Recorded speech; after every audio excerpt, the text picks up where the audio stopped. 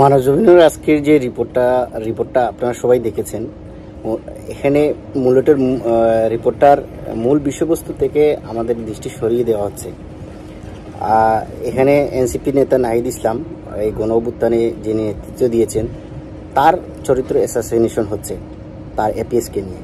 কিন্তু মূলত এই রিপোর্টের শুরুতেই যদি আপনারা খেয়াল করেন, আওয়ামী লীগের লেসপেন্সার এবং নগদের তৎকালীন সিও তানভীর এম ইসুক গত 2 মাসে প্রায় 150 কোটি টাকার মতো সরিয়ে নিয়েছেন ভুয়া বিল, বকেয়া বিল এইসব দেখিয়ে, ইভেন্ট ম্যানেজমেন্টের টাকা বকেয়া দেখিয়ে।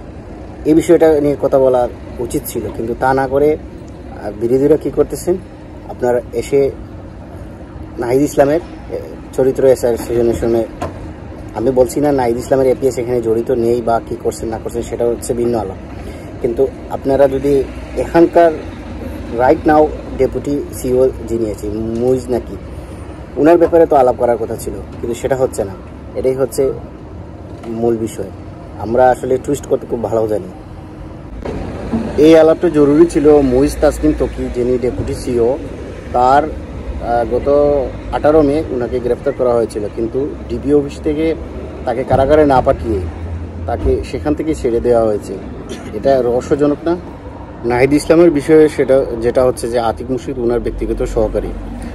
আমার মনে হয় যে নাহিদ ইসলামের আজকের মধ্যেই বা আগামীকালকেই এই বিষয়টা ক্লিয়ার করা দরকার যে আতিক মুর্শিদ কীভাবে নগদে অফিস করতেছেন এবং ওনার স্ত্রী কীভাবে এখানে চাকরি পেলেন বা আত্মীয় স্বজনরা কীভাবে চাকরি পেল, সেটা খুব জরুরি। আমরা গণ অভ্যুত্থানের পরবর্তী সময়ে এসে এভাবে দুর্নীতিবাজদের আশ্রয়প্রশ্র দেওয়া, এর আগেও আমরা দেখেছি, মানে যারা ছাত্র উপদেষ্টারা আছেন তাদের ব্যক্তিগত সহকারীরা দুর্নীতিতে জড়িয়ে পড়েছেন। এতে করে জুলাই আন্দোলনের যে মূল স্পিরিট সেটা থেকে আমরা সরে যাচ্ছি এবং জুলাই আন্দোলনের যোদ্ধারা যত বিতর্কিত হবে ততই জুলাই স্পিরিটটা একদম শেষ হয়ে যাবে।